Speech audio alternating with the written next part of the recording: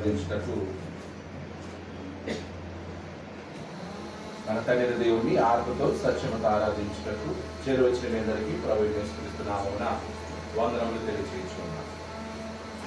ప్రతి ఆదివారం మన తండ్రి దేవునికి ఆత్మ సంబంధమైనటువంటి బలులు అర్పించడానికి మనము సంఘముగాను దేవుని యొక్క కుటుంబముగాను చేరి ఉన్నాం. అదేలాగున ఈ ఆదివారమును కూడా దేవుడు మనకు అనుగ్రహించి మనకు కృప చూపించి ఈ ఆదివారాన్ని దేవుడు మనకు అనుగ్రహించాడు. కాబట్టి ప్రతిరోజు క్రొత్తదే, ప్రతిరోజు నూతనమైంది. కాబట్టి ఆ ఆదివారం దేవునికి మనం థ్యాంక్స్ చెప్పే డే. ఆరాధన ద్వారా అనేకమైన థ్యాంక్స్ చెప్తున్నాం మనం దేవునికి. అంటే ఇన్ని రోజులు ఇచ్చావు, వారం అంతా బ్రతికే అవకాశం ఇచ్చావు, మా కుటుంబాన్ని కాపాడావు, మా బిడ్డల్ని కాపాడావు, మా ప్రయాణంలో మీరు తోడుగా ఉన్నావు. ఇలా ప్రతి ఈవెంట్, ప్రతి విషయాన్ని బట్టి ఆదివారం వచ్చినప్పుడు సంఘంతో పాటు కలిసి దేవునికి థ్యాంక్స్ చెప్పేది, కృతజ్ఞతలు చెప్పాడు. అమెరికాలో థ్యాంక్స్ గివింగ్ డే అని ఒకటి సెలబ్రేట్ చేస్తారు, ఇయర్లీ వన్స్, నవంబర్ 1 అంటే సంవత్సరానికి థ్యాంక్స్ గివింగ్ అని ఒకటి ఏర్పాటు చేసుకుని చేస్తారు. ఇప్పుడు మనం ఆదివారం చాలా మంది ఫీలింగ్ ఏంటంటే అది వర్షిప్ డే మాత్రమే, ఆరాధించడానికి మాత్రమే మనం వస్తున్నాం. సో ఆరాధించడం అంటే ఏంటి? 5 అంశాలు చేసేస్తే ఆరాధన అయిపోతుంది. బట్ ఆ ఆరాధన అనేది దేనికోసం? గ్రాటిట్యూడ్. ఎందుకు దేవుడిని మనం ఆరాధించాలి? ఆయన మనల్ని సృష్టించినందుకు. ఎందుకు మనం ఆయన ఆరాధించాలి? ఆయన మనల్ని రక్షించినందుకు. ఎందుకు మనం ఆయన ఆరాధించాలి? ఆయన మనకు దేవుడుగా ఉన్నందుకు, ఆయన మనల్ని బిడ్డలుగా చేసుకున్నందుకు, మన కోసం తన కుమారుని పంపినందుకు. ఇలా ఇవన్నీ గ్రాటిట్యూడ్ అన్నమాట. వీటన్నిటిని కలిపి వీటన్నిటి కోసం ఆయనకి ఆదివారం రోజున మనం ఏం చేస్తున్నాం? ఆ గ్రాటిట్యూడ్ కూడా లీడర్కి చెప్తే ఎలా ఉంటుంది? మాట్లాడతాడు. ఆ గ్రాటిట్యూడ్ లీడర్కి చెప్తే ఎలా ఉంటుంది? ఆ రోజు కూడా ఆలస్యంగా వస్తే ఎలా ఉంటుంది? సో ఆదివారం అంటే ఆలస్యంగా వచ్చే రోజు అయినట్టే, ఆలస్యంగా ఆరాధించే రోజు. ఏ రోజు? ఆదివారం. సో మనం ఆలస్యంగా రావడం వల్ల మన పిల్లలకి ఏం చెప్తున్నాం? లేటుగా రావచ్చు, మా డాడీ లేటుగా వచ్చాడు కాబట్టి నేను కూడా లేటుకి వెళ్ళొచ్చు. ఇన్ని రోజులు లేటుకి వెళ్ళావు, ఏమన్నా అడిగిరా ప్రశాంత్ అంకులు? ఏం అడగలేదు కదా, కాబట్టి నేను కూడా లేటుగా వస్తాను అంటాడు అనమాట. Gratitude day. మనుషులు మనకి ఏమన్నా సాయం చేస్తే వాళ్ళకి ఏకంగా బానిసలం అయిపోతామే. మనుషులు కొంచెం సాయం చేసినా ఇంకా వాళ్ళకి ఇంకా రుణపడిపోయేది, బానిసలం అయిపోయి ఇంకా వాళ్ళని పొగిడేది. అదే దేవుడు మరి ఇంత గొప్ప చేస్తున్నాడు, ఇన్ని గొప్ప కార్యాలు చేస్తున్నాడు. టైంకి వచ్చి ఆయనకి థ్యాంక్స్ చెప్పడానికి కూడా మనకి ఒళ్ళు బరువు, లేజినెస్, నిదానం, ఎక్కువ సాగుతుంది. ప్లీజ్ ఇది మార్చుకోండి.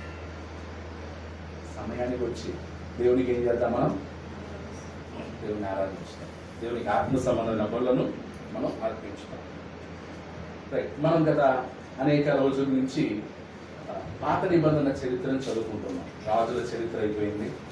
రాజుల చరిత్ర తర్వాత దేవుడు ఎలా మరి ఆ రాజ్యాన్ని, తన రాజ్యాన్ని మానవులకు అప్పగించాడు. ఎందుకు దేవుడు తన రాజ్యాన్ని మానవులకు అప్పగించాడు? తన చిత్తాన్ని నెరవేర్చడానికి. కానీ ఏ రాజైనా దేవుడి చిత్తాన్ని నెరవేర్చడానికి ప్రయత్నించాడా? కొంతమంది తప్ప. దావీదు లాంటి వాళ్ళు, యెహోషాపాతు లాంటి వాళ్ళు, ఆసా లాంటి వాళ్ళు, కొంతమంది మంచి రాజులు ఉన్నారు. ఆ మంచి రాజుల వాళ్ళు దేవుని చిత్తాన్ని నెరవేర్చడానికి, దేవుని చిత్తానుసారంగా ప్రజల్ని పరిపాలించడానికి వాళ్ళు చాలా ప్రయత్నించారు. వాళ్ళ కాలంలో దేవుని ప్రజలు నెమ్మదిగా ఉన్నారు, సంతోషంగా ఉన్నారు, ఆనందంగా ఉన్నారు, పరిశుద్ధంగా బ్రతకడానికి ప్రయత్నించారు. ఎక్కువ శాతం దేవుని ప్రజల్ని చెడుగానే పరిపాలించాడు, చెడు మార్గంలోకే నడిపించాడు. కాబట్టి దేవుని యొక్క రాజ్యం మానవుల చేతికి వెళ్ళిన తర్వాత దేవుని చిత్తం ఏమైందన్నమాట అక్కడ నెరవేరు.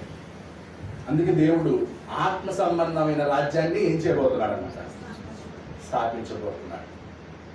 ఆత్మ సంబంధమైన రాజ్యం స్థాపించబడక ముందు ఏమేం జరిగిందో మనం చరిత్రని చూస్తాం. ఇప్పుడు వారికి మానవులను దేవుడు తన రాజ్యం మీద అధికారం ఇచ్చిన తర్వాత వాళ్ళు ఫెయిల్ అయిన తర్వాత దేవుడు ఆ రాజరికాన్ని ఏం చేస్తున్నాడు అనమాట, తీసేస్తున్నాడు. శరీర సంబంధమైన రాజరికాన్ని తీసేసి వాళ్ళని ఎక్కడికి పంపించాడు, బబులోను చెరకి పంపించాడు. బబులోనులో 70 సంవత్సరాలు వాళ్ళు బానిసలుగా ఉన్నారు. ఈ 70 సంవత్సరాలు వాళ్ళకి ఎవరు లేరు, రాజు లేడు. బబులోనే నెబుకద్నెజర్ వాళ్ళకి రాజు. ఆ తర్వాత బబులోనీయులు వెళ్ళిన తర్వాత మాది పారసీకులు వచ్చారు. ఆ మాది పారసీకుల కాలంలో దేవుడు మరలా తన ప్రజలను ఎక్కడికి రప్పిస్తున్నాడు అనమాట, యెరూషలేముకి రప్పిస్తున్నాడు. అప్పుడు రప్పించేటప్పుడు దేవుడు 3 గొప్ప నాయకుల్ని లేపాడు. మొదటి వాడు ఎవరు, జెరుబ్బాబెలు. అతని నాయకత్వంలో 70 సంవత్సరాల చెర ముగించుకొని ఎంతమంది వచ్చారు, 50,000 మంది వచ్చారు. రెండవ నాయకుడు ఎవరు, ఎజ్రా. అంటే జెరుబ్బాబెలు వచ్చి యెరూషలేము దేవాలయాన్ని పునర్నిర్మించాడు, మళ్ళీ కట్టాడు. ఎజ్రా వచ్చాడు. ఎజ్రా వచ్చి ఏం చేశాడు అనమాట, ఆరాధనని పునఃప్రారంభించాడు, యాజకత్వాన్ని పునఃప్రారంభించాడు. ఆరాధన స్టార్ట్ అయింది. నెక్స్ట్ ఇప్పుడు 3వ వ్యక్తి ఎవరు వస్తున్నారు అనమాట, నెహెమ్యా. పోయినసారి మనం నెహెమ్యా 1వ అధ్యాయాన్ని మనం చూసాం. నెహెమ్యా 1వ అధ్యాయం అయిపోయింది. సో నెహెమ్యా జాబ్ ఏంటి, పోయినసారి చెప్పారు. నెహెమ్యా జాబ్ ఏంటి, కంపేరర్. కంపేరర్ అంటే ఫుడ్ టెస్టర్. అతను తిన్న తర్వాతనే, అతను టెస్ట్ చేసిన తర్వాతనే ఎవరు తింటారు అనమాట, రాజు. అంటే రాజు తినే ఆహారాన్ని ఇతను ఏం చేస్తాడు అనమాట, పరీక్ష చేసేవాడు. అర్థమైందా, పెద్ద జాబే కదా, చాలా పెద్ద జాబ్. రాజు అంటే రాజు ఏది తినాలన్నా కూడా ఎవరి పర్మిషన్ ఉండాలి, నెహెమ్యా పర్మిషన్. అలాంటి గొప్ప పొజిషన్లో ఉన్నాడు. ఓకే, సో 1వ అధ్యాయం చివరి వచనాలు చూసుకొని మళ్ళీ రివైండ్ లాగా 2వ అధ్యాయంలోకి వెళ్ళిపోవాలి. మొదటి అధ్యాయంలో చివరి వచనాలు చూడండి. చదవండి.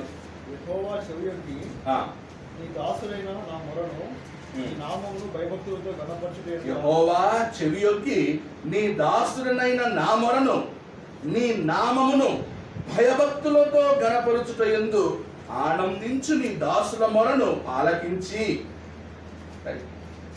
నీ నామమును భయభక్తులతో ఘనపరచుట యందు ఆనందించి. అంటే దేవునికి భయముతో భక్తిగా ఉండేదాన్ని ఆనందించాలంట. ఇప్పుడు ఎవరికైనా మనం భయపడ్డాం అనుకోండి, ఆనందంగా భయపడతామా, భయంతో భయపడతామా? ఆనందంగా భయపడేది ఎవరికి, అర్థమవుతుందా? అంటే భయంతో భయపడేది వేరు, ఆనందంతో భయపడేది వేరు. ఇప్పుడు తల్లిదండ్రులకి భయపడతాం మనం, మన పేరెంట్స్ మనం భయపడతాం. భయంతోనా ఆనందంతోనా?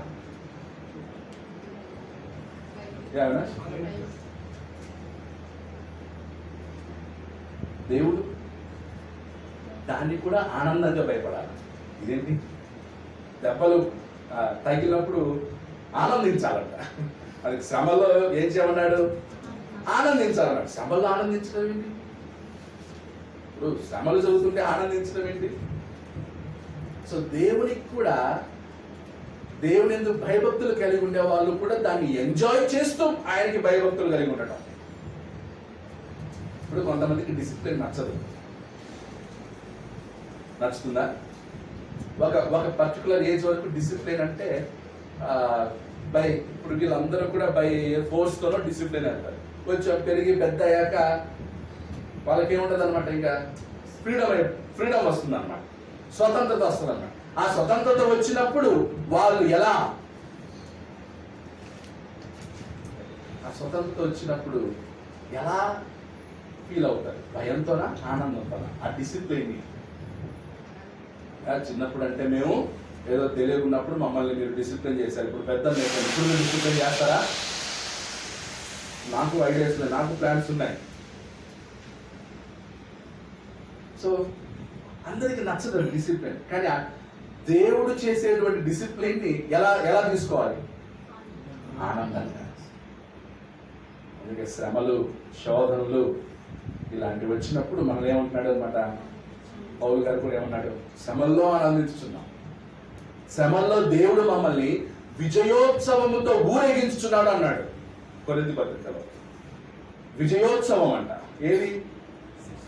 వాళ్ళని రాళ్ళతో కొట్టడం, వాళ్ళని చెరసాల్లో వేయటం, వాళ్ళని పిడిగుద్దులు గుద్దుతూ ఉంటే పౌలు ఏమంటున్నా, విజయోత్సవముతో దేవుడు మమ్మల్ని ఊరేగించుచున్నాడు.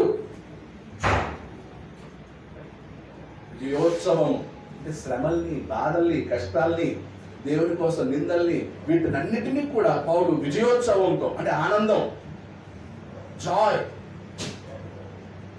అలాగే దేవుని యందు భయభక్తులు కలిగి ఉండటం, దేవుడికి ఆనందంగా భయపడేటువంటి వారి పట్ల ఆయన ఎలా ఉన్నాడంట, నీ నామమును భయభక్తులతో ఘనపరచుట యందు ఆనందించు నీ దాసుల మొరను ఆలకించేవాడా. ఎవరి ప్రార్థన దేవుడు ఆలకించుతాడు? దేవునికి భయపడాలి. ఎలా? ఆనందంగా. దేవునికి భక్తిగా ఉండాలి. ఎలా? ఆనందంగా. దేవుని డిసిప్లిన్ స్వీకరించాలి. ఎలా? ఆనందంగా. అలా ఆనందంగా దేవుని యొక్క కార్యాలని అక్సెప్ట్ చేసేవాడు, వాని ప్రార్థన దేవుడు ఏం చేస్తాడంట, వాని మొరని ఆలకిస్తాడు. చాలా మంది మేము ప్రార్థన చేస్తున్నాం, అయినా రిజల్ట్ రావట్లేదు, ప్రార్థన చేస్తున్నాం ప్రతిఫలం దొరకట్లేదు అంటే దానికి కారణం ఏంటనమాట, you are not enjoying the life in God.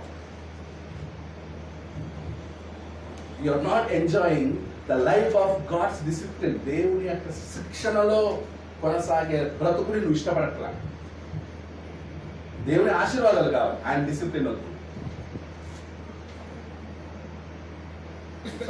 ఎవరి ప్రార్థన ఆలకిస్తాడో అనేది మనకు తెలియదు. తర్వాత ఈ దినమందు నీ దాసుని ఆలోచన సఫలపరిచి, అండర్లైన్ చేయండి, ఈ దినమందు నీ దాసుని యొక్క ఆలోచన నువ్వేం చేసావట, స్థిరపరచి సఫలపరిచి ఈ మనుషుడు నా యందు దయచూపునట్లు అనుగ్రహించుమని నిన్ను ప్రతిమాలు కొనుచున్నాను. ప్రార్థనలో ఈ మాట వాడుతూ ఉండాలి మనం. ఏ మాట? ప్రతిమాలుచున్నాము తండ్రి. ఓకే, దేవుణ్ణి డిమాండ్ చేయకూడదు. దేవుణ్ణి ఏం చేయాలి? ప్రతిమలాడాలి.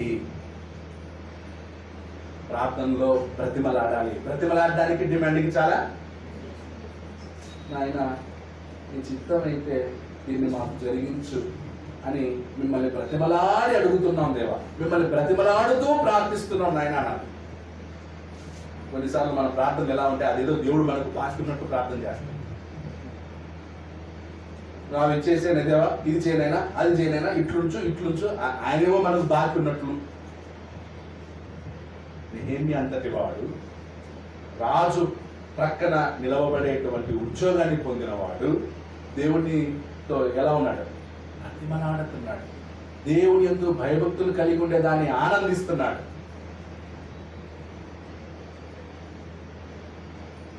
అందుకే మన పిల్లలకి ప్రతిదీ నేర్పించాలి. They should enjoy.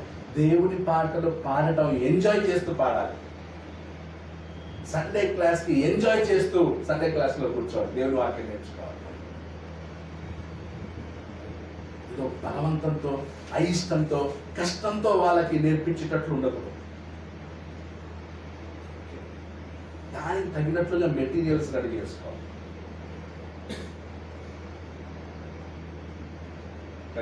అని ప్రార్థించి నేను రాజునకు గిన్నె అందించువాడనై ఉంటుంది.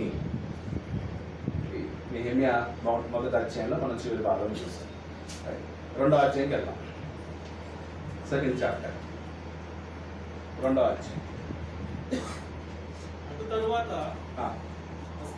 రాజు ఏలుబడి కాలంలో 20వ సంవత్సరంలో నీసాను మాసమందు రాజు ద్రాక్షారసం తాగవలెనని చూస్తుండగా నేను ద్రాక్షారసం తీసుకొని రాజులకు అందించింది. అతడు అంతకు పూర్వము నేనెన్నడూ అతని ఎదుట విచారంగా ఉండలేదు. ఓకే, సో ఇక్కడ గమనించండి, నెహెమ్యా రాజు దగ్గర పనిచేస్తూ ఉన్నప్పుడు అంతకుముందు ఎప్పుడూ కూడా రాజు దగ్గర నెహెమ్యా ఎలా కనపడలేదంట? విచారంగా కనపడ. అంటే ఏంటి దాని అర్థం? ఎప్పుడు డల్గా ఉండలేదు. రాజు దగ్గర ఎప్పుడు హ్యాపీ. ఇప్పుడు రాజు దగ్గర ఉన్నాడు ఎవరన్నా డల్గా ఉంటాడా? బాధల్లో ఉంటాడా? కష్టాల్లో ఉంటాడా?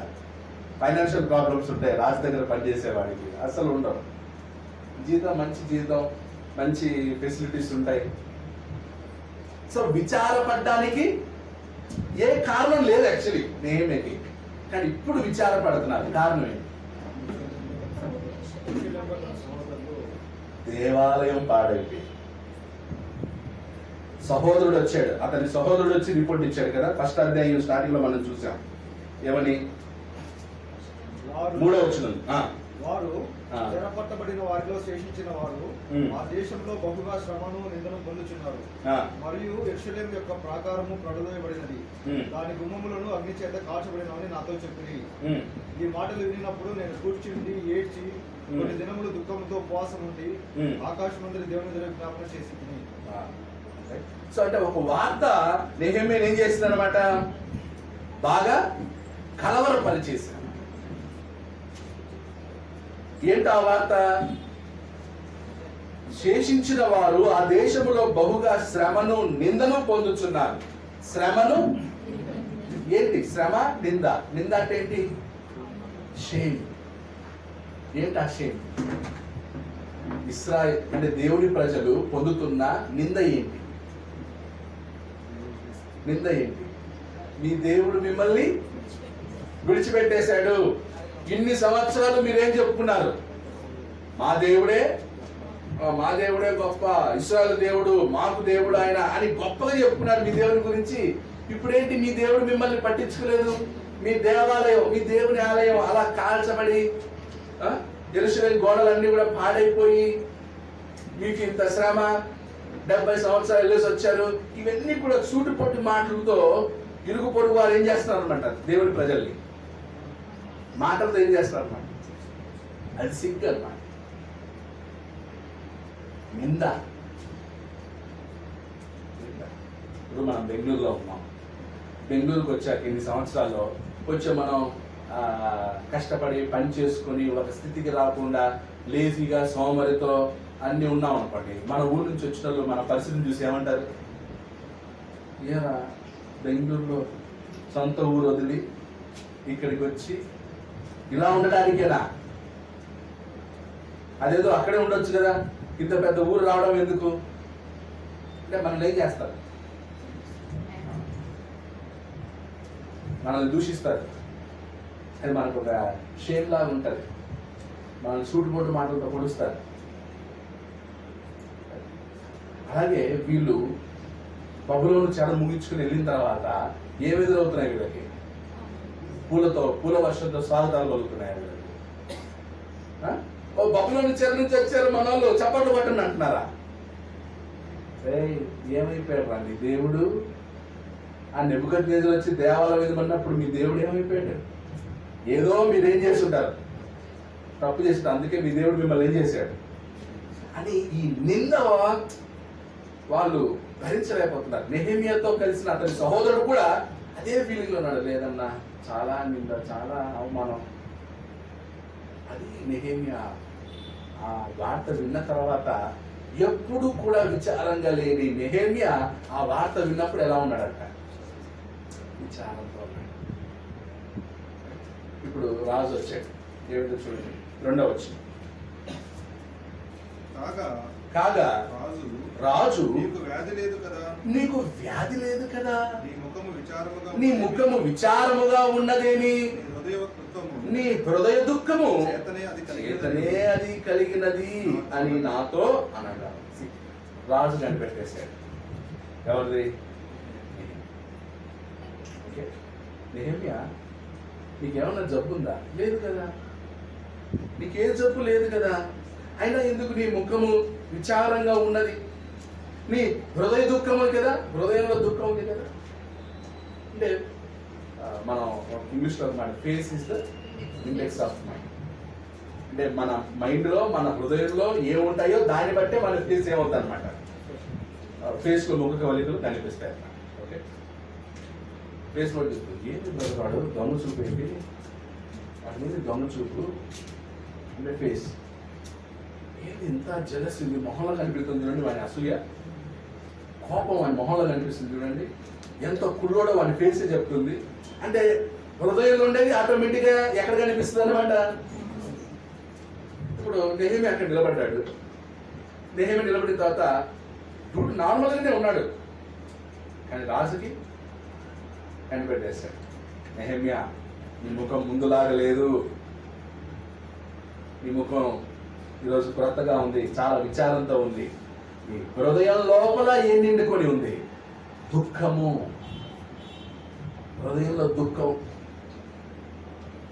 దేని గురించి నెహెమియా యొక్క దుఃఖం? దేవుని ఆలయం గురించి, యెరూషలేము గురించి, దేవుని ప్రజల గురించి. మన దుఃఖం ఏమిటి? మనం ఎప్పుడు దేని గురించి దుఃఖిస్తాం? స్వర్ణ, నీ హృదయంలో ఎప్పుడు దేని గురించి దుఃఖిస్తాం? ఎప్పుడు దుఃఖిస్తాం మనం? అవి లేవు, ఇవి లేవు, అవి రాలేదు, ఇవి రాలేదు, మనం ఎప్పుడు అలా చెప్తాం, ఇలాగ డెవలప్ అవుతాం, ఎప్పుడు ఆ ఫీలింగ్ ఎక్కువ ఉంటుంది, ఆ దుఃఖం ఎక్కువ ఉంటుంది. నెహెమియా దుఃఖం అంటే నెహెమియా యొక్క ఫెసిలిటీస్ అన్నీ కూడా నెహెమియాకి ఏవేవైతే కలిగి ఉన్నాయో అవన్నీ ఒక్కసారి ఈ వార్త ఏం చేసిన అన్నమాట. అతనికి సంతోషం లేదు నెహెమియాకి. తాను రాజు దగ్గర ఉన్నాడన్న ఆనందం ఇవన్నీ పోయాయి. ఏంటి?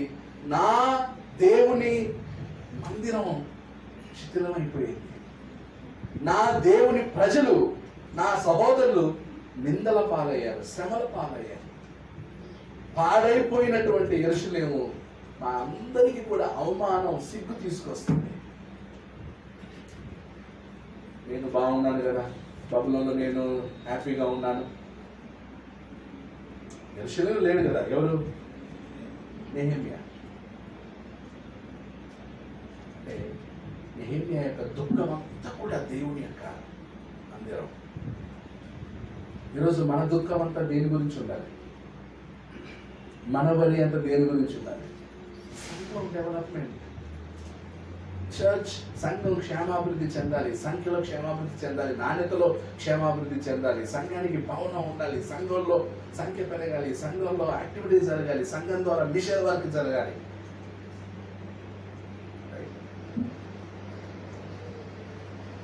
మన పనికి మనం ఎంత స్పీడ్గా రియాక్ట్ అవుతామో సంఘం యొక్క పనులు కూడా మనం రియాక్ట్ అవ్వాలి.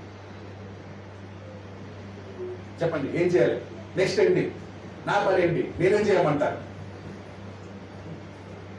స్పీడ్ ఉండాలి. రేపు మనం చర్చి బిల్డింగ్ స్టార్ట్ చేస్తే పనులు అప్పగిస్తాం. ఆ పనులు అప్పగించినప్పుడు ఎలా చేయాలి? మందంగా చేయొద్దాం. మొన్న ఎక్కడో చెప్పాను ఎగ్జాంపుల్, ఒకవేళ స్తంభాలు కట్టారు, దాన్ని పిల్లర్స్ కట్టారు, పిల్లర్స్కి క్యూరింగ్ పోయాలి. ఆ క్యూరింగ్ వెళ్ళేటప్పుడు ఒక్కొక్కరు ఒక్కొక్క రోజు ఒక్కొక్కరు వర్క్ చేసుకోవాలి. రైట్? ఒక్కొక్క ఫ్యామిలీ వెళ్ళటం క్యూరింగ్ చేయటం. పనులకు అప్పగించారు, వాళ్ళు చేస్తారో చేయరో, డబ్బులు ఇస్తేనే చేస్తారు. దాని బదులు మనం ఏం చేయటం? పొద్దున్న వెళ్ళిపోయి ఒక రేస్ రావడం, సాయంత్రం ఒక రేస్ వెళ్ళి రావడం, మధ్యాహ్నం ఎవరు ఉంటే ఒక రేస్ వెళ్ళి రావడం, లేదా దగ్గరుండి మనిషి చేత చేయించడం, ప్రార్థనలు చేయటం, త్వరగా బిల్డింగ్ పూర్తి అవ్వాలని. అంటే మనకి దేవుని కార్యాల పట్ల, సంఘ కార్యాల పట్ల ఏముండాలన్నమాట? ఆ పెయిన్ ఉండాలి. ఇప్పుడు మనలో ఎక్కువ శాతం సొంత ఇల్లులు కట్టడం అనేది ఎక్కువ శాతం కష్టమే. అట్లీస్ట్ సంఘానికైనా సొంత బిల్డింగ్ చూసి తెచ్చుకోవడం. అదే ఉందా? సరే, నువ్వు ఒక పెద్ద ఇల్లు కట్టి సొంతంగా ల్యాండ్ కొనేసి ఇల్లు కట్టే ఇది ఉందా? కానీ చర్చికి సొంత భవనం, అది మన సొంత ఇల్లు కంటే ఆనందం. జాస్పర్ బెంగళూరు అవుతుందా? సొంత ఇల్లు లేదు, నువ్వు అవుడు. కనీసం ఏంటి ఉండాలి మన గురి? సంఘానికి ఒక సొంత భావన చాలు. ఈ జనరేషన్కి చాలు, ఈ జనరేషన్కి చాలు. నా ఆశ లేదు, నేను సొంత ఇల్లు కట్టలేదు, నాకు అనవసరం. సంఘానికి సొంత భవనాలు ఉండాలి, సంఘానికి సొంత భవనం ఉండాలి. వ్యాకరణ సంఘానికి సొంత భవనం, బతికేల సంఘానికి సొంత, అది నా గోల్, నా విజన్. అది చేసి వెళ్ళిపోవాలి. సొంత ఇల్లు కట్టాలని నా విజన్ కాదు, నాకు నేను చేసుకోవడం లేదు. ఎందుకంటే ఇది ఇచ్చే ఆనందం అది పెద్ద విషయం కాదు. అందుకే సంఘానికి కావాల్సింది, సంఘం తరతరములు. మనం లాస్ట్ 2వ అధ్యాయంలో ఒక మాట చూడండి, 2వ అధ్యాయం చివరిలో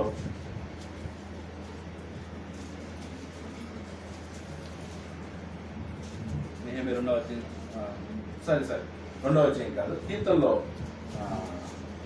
కీర్తన 33 చూడండి. 33వ కీర్తన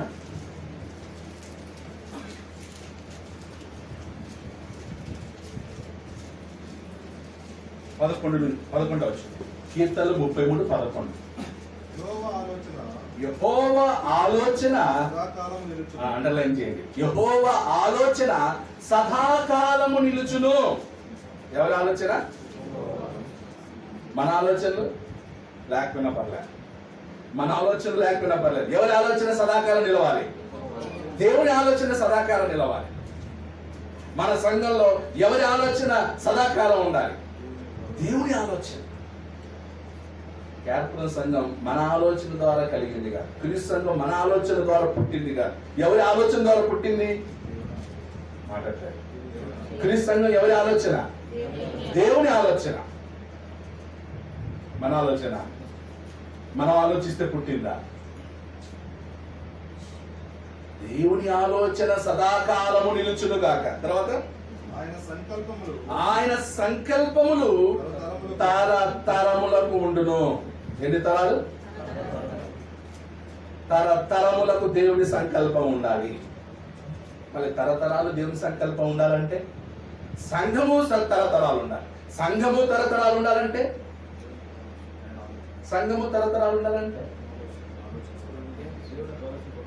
మన కుటుంబాలు తరతరాలు ఉండాలి. మన కుటుంబంలో ప్రతి జనరేషన్ ఎక్కడ ఉండాలి? చర్చిలో ఉండాలి. జాస్పర్ క్రీస్తు సంఘంలో ఉన్నాడు. నీ కొడుకు ఎక్కడ ఉంటాడు? వాడికి పెళ్ళై పిల్లలు అయితే వాళ్ళ పిల్లలు ఎక్కడ ఉండాలి? వాళ్ళకి పెళ్ళై పిల్లలు పుడితే ఎక్కడ ఉండాలి? ఇలా ప్రతి జనరేషన్ ఎక్కడ ఉండాలి? ఇప్పుడు క్రీస్తు సంఘంలో ఉన్నాం, రేపు వాడు ఏదో జాబ్ అనుకున్నాం, ఫర్ ఎగ్జాంపుల్ ఏదో హోటల్ మేనేజ్ ఏదో అనుకున్నాం. వాడు హోటల్ ఇండస్ట్రీ షిప్పులు అవి ఇవి దొరుకుని షిప్లో వెళ్ళాడు అనుకో, హోటల్ మేనేజర్ షిప్కి వెళ్ళాడు అనుకో, షిప్లో జాబ్ చేస్తున్నాడు. షిప్లో ఎక్కితే ఒక్కసారి ఎక్కితే నెక్స్ట్ ఎప్పుడు దిగేది? 6 months. 6 months వాడికి ఏం లేదు, చర్చిలే, సహవాసం లేదు, సంఘం లేదు, ఏం లేదు, చుట్టూ సముద్రమే. సంఘం కాదు, చుట్టూ ఏందనమాట? సముద్రం. 6 నెలలు సంఘానికి దూరంగా బతికినవాడు సముద్రం దాటి దిగేసరికి వాడు ఎలా ఉంటాడు? 6 నెలలు సంఘం అయినప్పుడు 1 వారం రెస్ట్ తీసుకుంటాడు, మళ్ళీ ఎక్కు షిప్, మళ్ళీ ఒక 6 నెలలు, అంటే 1 సంవత్సరం వానికి లేదు, ఆరాధనలే, సంఘంలో లేదు. అలా సంవత్సరం అయ్యే కొద్దీ వాడు స్లోగా సంఘానికి ఏమవుతాడు అంటే సంఘంలో ఏ జనరేషన్? జాస్పర్ జనరేషన్ ఏమైపోయింది? ఆగిపోయింది. అంటే జనరేషన్ తరతరాలు. అలా ప్రతి తండ్రి కూడా నా తర్వాత నా కుమారుడు కూడా ఎక్కడ ఉండాలి? సంఘంలోనే ఉండాలి అని తండ్రి ఏం చేయాలన్నమాట? తీర్మానించుకోవాలి. అప్పుడు కుమారుడు కూడా సంఘంలోనే ఉండేటట్లు ఉండాలంటే ఏ ఉద్యోగం చేస్తే వాడు సంఘంలోనే ఉంటాడు. ఓకే, ఇప్పుడు బెంగళూరులో ఉదాహరణకి బెంగళూరులోనే ఉంటాడు, కేరళ సంఘంలోనే ఉంటాడు, సంఘ ప్రతి అలాంటి ఉద్యోగం ఒకటి ఉంది, దానికి 50,000 జీతం. షిప్లో ఉద్యోగం 1,20,000 ఇస్తారంట. ఇప్పుడు ఏం ఆఫర్ చేయాలి? జాస్పర్ ఏం చెప్తారు తన కుమారుడికి? ఆయన 1,20,000 వెళ్ళు అని చెప్పాలా? లేదు నాయన ఆ 1,20,000 లేకుండా పర్లేదు, ఉండదాంతో తృప్తిని పలుకుతాం, సంఘంలో ఉండు అని చెప్పాలి. చేస్తా? ఏం చెప్తావు? అంటే నీకు ఉండాలన్నమాట. ఏంటది? నా జనరేషన్ సంఘంలో ఉంది, నా కుమారుని జనరేషన్ ఎక్కడ ఉండాలి? సంఘంలో ఉండాలి. నా మనవడు కూడా ఎక్కడ ఉండాలి? అలా మనకు ఉంటే సంఘం తరతరాలు ఉంటాయి. మనకు లేకపోతే ఎవరికి ఉండాలి ముందు ఆలోచన? అందులోకి ఉండాలి. ఇప్పుడు కేరపురం సంఘంలో మనం ఫస్ట్ జనరేషన్. మనకు ముందు ఎవరైనా ఉన్నారా కేరపురం సంఘంలో? లేదు. ఫస్ట్ జనరేషన్ ఇది, మొదటి తరం. రెండో తరం కూడా ఎక్కడ ఉండాలి? సంఘంలోనే ఉండాలి. మూడో తరం ఎక్కడ ఉండాలి? 4, 5, 6. యేసు ప్రభు ఎన్నో తరం వాడు? 43వ తరం వాడు. 14 తరాలు, 14. దాదాపు 14, 3 14 ఉంటాయి. 14, 3 42. 43వ జనరేషన్ ఎవరు? బైబిల్ 43 తరాల వరకు ఏం చేసిందన్నమాట, రికార్డు ఉంది. 43 తరాల చరిత్ర బైబిల్లో ఉంది. 43 తరాల చరిత్ర అంటే ఒక్కొక్క జనరేషన్ ఎన్ని? ఒక 100 years వేసుకోండి. 43 into 100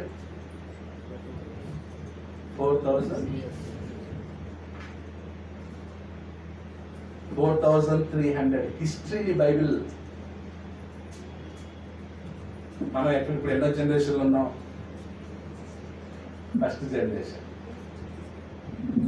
ఇండియాలో క్రీస్తు సంఘం గురించి మాట్లాడితే 1950s ఆ టైంలో క్రీస్తు సంఘం వచ్చింది ఇండియాకి. 1950 or 60s ఆ టైంలో వచ్చింది. అప్పుడు ఎన్ని తరాలు? 1, 2, 3వ తరం అనుకోవచ్చు. First generation, second generation, third generation. మనం 3వ జనరేషన్లో ఉన్నాం ఇండియాలో క్రీస్తు సంఘం వచ్చిన తర్వాత. ఇలా దేవుని యొక్క సంకల్పం ఎలా ఉండాలంట? ఎన్ని తరాలు ఉండాలి? ఆ సదాకాలంలో దేవుని సంకల్పం ఎన్ని తరాలు ఉండాలి? తరతరములు ఉండాలి. దేవుని ఆలోచనలు. అందుకే దేవుడు సంఘములో తరతరములు ఆయనకు మహిమ కలుగును గాక. ఎఫెసీ పత్రిక 3వ అధ్యాయం లాస్ట్ లో యేసుక్రీస్తు మూలముగా సంఘములో దేవునికి తరతరములు మహిమ. మళ్ళీ నెహెమ్యా 2వ అధ్యాయం. నెహెమ్యా యొక్క హృదయం దుఃఖంతో నిండి ఉండడానికి గల కారణం ఏంటంటే, యెరూషలేము దేవాలయం ఏదో అది బిల్డింగ్ కాదది. దేవుని ఆలోచన, దేవుని సంకల్పం. దేవుని యొక్క సంకల్పం నెరవేరే స్థలం యెరూషలేము అన్నమాట. ఆ యెరూషలేము ఏమైంది అంటే, దేవుని సంకల్పం నెరవేరడానికి బేసిక్, దేవుని సంకల్పం నెరవేరడానికి ఒక ప్లాట్ఫామ్. ఈరోజు దేవుని సంకల్పం నెరవేరడానికి ప్లాట్ఫామ్ ఏంటన్నమాట? చర్చ్. ఇప్పుడు మన సంఘం కూడా తరతరాలు ఉండాలంటే కింద ఏం ఉండాలి? ఒక సొంత భవనం ఉండాలి, సొంత ప్లేస్ ఉండాలి. అర్థమవుతుందా? ఎందుకు సొంత ప్లేస్ ఉండాలి, ఎందుకు సొంత బిల్డింగ్ ఉండాలంటే, దేవుని యొక్క సంకల్పం తరతరములు ఉండటానికే. అంతే, దాని వెనకాల ఇంకేం ఉద్దేశం లేదు. సంఘం, దేవుని సంకల్పం తరతరాలు ఉండాలంటే సంఘం తరతరాలు ఉండాలి. సంఘం తరతరాలు ఉండాలంటే నా కుటుంబాలు తరతరాలుగా ఉండాలి. కుటుంబాలు తరతరాలు స్టాండర్డ్గా ఉండాలంటే దానికన్నా ఒక స్థలం ఉండాలి, పర్టికులర్ ప్లేస్ ఉండాలి.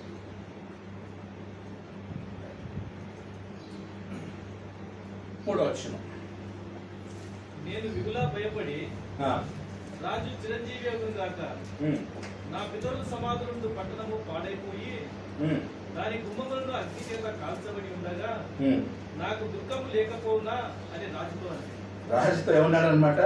నా పితరులు సమాధులుండు పట్టణము పాడైపోయి, నా పితరుల సమాధులుండు పట్టణము పాడైపోయి దాని గుమ్మములను అగ్ని చేత కాల్చబడి ఉండగా నాకు దుఃఖముఖము లేకపోవునా అని రాజుతో అంటిని.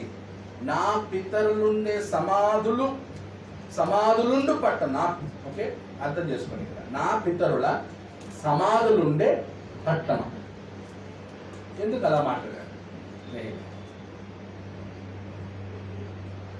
ఎందుకు? ఆ కాలంలో మీరు గమనించండి, అబ్రహాము తన భార్య చనిపోయినప్పుడు సమాధి చేశాడు. ఎక్కడ సమాధి చేశాడు? ఫ్రీగా పాతి పెట్టాడా, కొన్నాడా? అక్కడ అతను యాక్చువల్లీ రాజు ఫ్రీగా ఇస్తాడు స్థలం. అబ్రహాం ఏమన్నాడు? వద్దండి, మేము దీన్ని కొంటాను. నేను సమాధులు ఉండటానికే సొంత స్థలం. అంటే యూదుల యొక్క నమ్మకం ఏంటంటే సమాధులు ఉండాలి. యోసేపు యొక్క ఎముకలను కూడా ఎక్కడి నుంచి తీసుకెళ్లారు? ఐగుప్తు నుంచి ఎక్కడికి తీసుకెళ్లారు? కనానికి తీసుకెళ్లాలి. అబ్రహాం ఏ స్థలం అయితే కొన్నాడో ఆ స్థలంలో యోసేపుని సమాధి చేయాలి. అందుకు ఎన్ని సంవత్సరాలు యోసేపు యొక్క ఎముకల్ని వాళ్ళు దాచిపెట్టారు? 430 సంవత్సరాలు ప్లస్ మళ్ళీ అరణ్య ప్రయాణం 40 సంవత్సరాలు, 470 సంవత్సరాలు యోసేపు ఎముకలు ఏం చేశారు? వాళ్ళు ప్రిజర్వ్ చేశారు. తీసుకొచ్చి ఎక్కడ సమాధి చేశారు? ఇప్పుడు రాజుల దీంట్లో కూడా ఏంటంటే సమాధుల్ని ప్రిజర్వ్ చేసే సిస్టమ్ ఉంటుంది. రాజులు కూడా, ఐగుప్తు రాజులు కానీ ఏ రాజ్యాలు ఉంది సరే. అంటే అక్కడ బిలీవ్ అన్నిలో ఒక నమ్మకం ఏంటంటే మమ్మీస్ తెలుసు కదా, ఈజిప్ట్లో మమ్మీస్ పెట్టారు. ఎంతో మంది రాజుల యొక్క మమ్మీస్ ఉండేవి. వాళ్ళ నమ్మకం ఏంటంటే పునర్జన్మని నమ్ముతారు. వాళ్ళు కూడా పునర్జన్మని నమ్మేవాళ్ళు. అంటే పునర్జన్మ మనకు కలిగినప్పుడు మనకు బాడీ ఉండాలి కదా, ఆ బాడీ అవసరం అని చెప్పి ఈజిప్ట్లో మమ్మీస్ ఏం చేసేవాళ్ళు అన్నమాట, ప్రిజర్వ్ చేశారు. మళ్ళీ లేదంటే బాడీ కావాలి కాబట్టి ఆ బాడీని ప్రిజర్వ్ చేద్దాం అని ప్రిజర్వ్ చేయడానికి పెట్టారు. అది ఆ సిస్టము చాలా వరకు అన్నిలో వ్యాపించింది. ఇప్పుడు నెహెమ్యా సెంటిమెంట్తో పడుతున్నాడు. ఎవరిని? రాజు. ఎవరి? నా పితరుల సమాధులుండే పట్టణం ఏమైంది? రాజు ఏదండి నీ పితరుల సమాధులకి చాలా వాల్యూ ఇస్తాను. అది పట్టణం పాడైపోయిందండి, నా దేవుని మందిరం పాడైపోయింది, వెళ్ళి బాగు చేసుకుంటారని చెప్పడంలే ఫస్ట్ రెఫరెన్స్. కారణం ఏంటంటే ఆ సందర్భంలో నెహెమ్యాకి తెలుసు వాళ్ళ యొక్క నమ్మకాలేంటి, వాళ్ళ ఆచారాలేంటి, దేనికి వాళ్ళు ఎక్కువ. సో నెహెమ్యా అలా సైకలాజికల్ గా వాళ్ళకి ఏం తెలుసో, వాళ్ళు దేన్ని నమ్ముతారో దాన్నే బేస్ చేసుకొని నెహెమ్యా పని వచ్చి దేవుని ఆలయం కట్టాలి. కానీ అక్కడ నా దేవుని మందిరం మాది పాడైపోయింది అని అనట్లేదు. తర్వాత స్లోగా ఏం చేస్తారు అనమాట, దేవుణ్ణి ఇంట్రడ్యూస్ చేస్తారు. ఫస్ట్ ఏమో నా పితృల సమాధులు ఉండే పట్టణం పాడైపోయిందండి, మరి నేను ఎలా ఉంటాను, దుఃఖంగానే ఉంటాను కదా అని చెప్పి స్లోగా నిదానంగా దేవుని మందిరం, నా దేవునికి ప్రార్థన చేసుకునే ఆలయం ఇలా చెప్తాడు. అంటే ఇక్కడ కొత్త నిబంధనలో మనం కూడా ఒక లాజిక్ అర్థం చేసుకోవాలి. ఎవరికైనా వాక్యం చెప్పాలంటే, సువార్త చెప్పాలంటే ఒకేసారి ఏకంగా వాళ్ళ ఇంటికి వెళ్ళిపోయి మీరు ఆరాధించే విగ్రహాల ఫోటోలన్నీ దయ్యాలు అవి ఇవి అని చెప్పేసి ఏం చేయకూడదు అనమాట. వాళ్ళు వెంటనే ఈ దేవుడు నిజమైన దేవుడు కాదు, యేసు ప్రభువు నిజమైన దేవుడు అన్నాం అనుకోండి, వాళ్ళు ఏమంటారు? ఫస్ట్ ఇంట్లో నుంచి బయటికి వెళ్ళాలి. ఈరోజు చాలా మంది రాంగ్ వే ఆఫ్ గాస్పెలింగ్, సువార్త ప్రకటిస్తున్నారు కానీ రాంగ్ రూట్ లో ప్రకటిస్తున్నారు. యేసు ప్రభువు చెప్పిన సూత్రం ఏంటి? సువార్తను ప్రకటించడానికి యేసు ప్రభువు చెప్పిన మోడల్ ఏంటి? ఎవరు చెప్తారు? ఒక కుటుంబాన్ని లేదా ఒక ఊరిని రక్షించాలనుకోండి. ఒక ఊరిని రక్షించాలంటే ఫస్ట్ ఏం చేయాలి? ఇప్పుడు రాజేష్లో ఒక ఊరు పంపుతున్నాం, సంఘమే లేదు అక్కడ, ఆ ఊరికి పంపిస్తున్నాం. ఆ ఊరికి వెళ్ళిన తర్వాత ఫస్ట్ నువ్వేం చేస్తావు? యోగ్యుడు కాదు, ఇంకో మాట సమాధాన పాత్రుడు. అంటే ఆ ఊరు మొత్తం ఫస్ట్ ఏం చేయాలి? సర్వే చేయాలి. సర్వే చేశాక ఏ కుటుంబం సమాధానంగా ఉంది, ఏ కుటుంబం సమాధాన పాత్రులు, ఎవరు ఆతిథ్యపరులు, ఎవరు సౌమ్యులు, వాళ్ళు చూసుకోవాలి. వాళ్ళతో ఆ ఇంటితో పరిచయం పెట్టుకుని వాళ్ళతో మాట్లాడి ఆ ఫ్యామిలీతో స్లోగా వాళ్ళకి ఏం చేయాలన్నమాట, వాక్యం చెప్తారు. వాళ్ళకి వాక్యం చెప్పి వాళ్ళు రక్షించిన తర్వాత ఆ కుటుంబం ద్వారా నెక్స్ట్ వెనక ఉన్న ఫ్యామిలీనో, రైట్ సైడ్ ఉన్న ఫ్యామిలీనో, లెఫ్ట్ లో ఉన్న ఫ్యామిలీనో ఏం చేయాలన్నమాట, వాళ్ళని వాక్యం ద్వారా నడిపించాలి. ఆ ఫ్యామిలీని నువ్వు మార్చిన తర్వాత ఇంకా నువ్వు ఇంటింటికి వెళ్ళాల్సిన అవసరం లేదు. ఎవరు వెళ్తారు ఇంటింటికి? ఆ ఫ్యామిలీ వాళ్ళు వెళ్తారు అనమాట ఇంటింటికి. ఇప్పుడు అలా చేస్తున్నారా? వెళ్ళడం, దాంట్లో పోయే వాడిని పిలవడం, రా ఇక్కడ పాంప్లెట్ ఇవ్వడం, వేసుకుందాము అని చెప్పడం. వాడేమో క్రైస్తవుల్ని ఎవరో మీరెవరో మా ఊర్లోకి రావడానికి పర్మిషన్ ఉందా, అది ఇది అని అడుగుతారు. The wrong way of preaching the gospel ఈ కాలంలో. జ్ఞానంగా చేయాలి. నెహెమ్యాకి రాజు దగ్గర అంత చనువు ఉన్నా కూడా ఎలా వాళ్ళ దేవుణ్ణి, ఇప్పుడు మా దేవుడు అని గురించి చెప్తే మా దేవుడు దేవుడు కాదా అంటాడు. ఎవరు? అర్థాచేస్తారు రాజు అక్కడ. సో ఫస్ట్ స్టోరీ చెప్పి అతను దేవుని గురించి చెప్పి అతన్ని కన్విన్స్ చేయాలి. అందుకే స్టార్టింగ్ లో అన్నాడు, అతని హృదయమును మార్చేటట్లు చేయి. 1వ వచ్చిన లాస్ట్ లో బ్రతిమలాడాడు. ఫస్ట్ ప్రార్థన చేశాను, దేవా రేపు నేను అర్థాశస్త్రంగా నిలబడతాను, అతను నాకు పర్మిషన్ ఇచ్చేటట్లు, అతడు నన్ను యెరూషలేముకు పంపేటట్లు అతని మనసుని మార్చు, దయచూపు. ఈరోజు మనం కూడా ఎవరికైనా వాక్యం చెప్తే ఏకంగా ఒకేసారి డిబేట్లోకి దిగొద్దు. డిబేట్లోకి దిగడం, ఖండించడం, విమర్శించడం, హిందూ దేవుళ్ళని బ్యాడ్గా మాట్లాడడం, అది కాదు వే. ఇప్పటికి ఇన్ని సంవత్సరాలు కూడా కొంతమందికి అర్థం కాదు. కొంతమంది బలవంతంగా వచ్చేవాళ్ళు ఉన్నారు. అంటే ఏమో యేసుప్రభుని నమ్మితే రోగాలు పోతాయంట, యేసుప్రభుని నమ్మితే జబ్బులు పోతాయంట. ఎందుకు నమ్మే యేసుప్రభుని అడిగినా ఆయన చెప్పాడయ్యా ఏదో జబ్బులు పోతాయంట, అందుకే యేసుప్రభు దగ్గరికి వచ్చాను.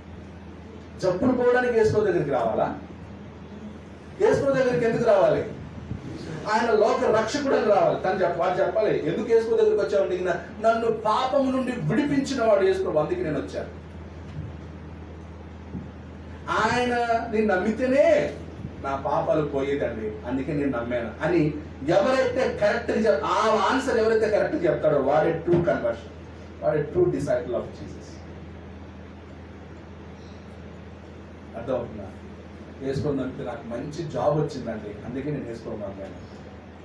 ఈ ఆన్సర్లన్నీ చెత్త answer. Why you believe in Jesus అన్నప్పుడు హి సేవ్డ్ మీ, నన్ను రక్షించాడు. ఆయన పాపం నుండి రక్షించాడు, నా కోసం రక్తం గార్చాడు, నా కోసం దేవుని చేత పంపబడ్డాడు. ఆయన లేకపోతే నాకు విముక్తి లేదు, విమోచన లేదు అని ఎవరైతే చెప్తారో వాడే ఆ ట్రూ డిసైపుల్, వాడికే కరెక్ట్గా వాక్యం అంటారు. ఈరోజు అలా చెప్పేవాళ్ళు ఉన్నారా లోకంలో? యేసుప్రభుని ఎందుకు నమ్మారంటే, పోనీ ఆ విషయం చెప్పాను యేసుప్రభు దగ్గరికి ఎవరన్నా రమ్మంటారా? మన ఒకతను బాప్తిజం ఇస్తున్నాడు. ఒక అతనికి బాప్తిజం ఇచ్చేటప్పుడు ఏం చెప్పి వాళ్ళ బాప్తిజం? ఓకే, ఫస్ట్ ఎవరు బాప్తిజం పొందాలి? పాపం చేసిన వాళ్ళ, పాపం చేయని వాళ్ళ? పాపం చేసిన వాళ్ళకి బాప్తిజం. అంటే అప్పుడు ఆ వ్యక్తికి ఏం తెలియాలి? నేను పాపిననే విషయం తెలియాలి, నేను పాపం చేశానని ఒప్పుకోవాలి. 2, పాపం నుండి ఎలా విముక్తి పొందాలి? రక్తం, యేసుప్రభు యొక్క రక్తం నన్ను కడిగేస్తుంది అదే విషయం నమ్మాలి. ఇచ్చే అతను ఏమన్నానంటే, చూడు నీకు బాప్తిజం ఇస్తున్నాను, ఇక మీదట బుద్ధిగా నీతిగా మీ అమ్మ నాన్నలకి లోబడి బ్రతకాలి, సరేనా? చర్చికి ప్రతి ఆదివారం రావాలి, సరేనా? ఓకే అన్నాడు. ఓకే, అంతే బాప్తిజం, అంతే బాప్తిజం.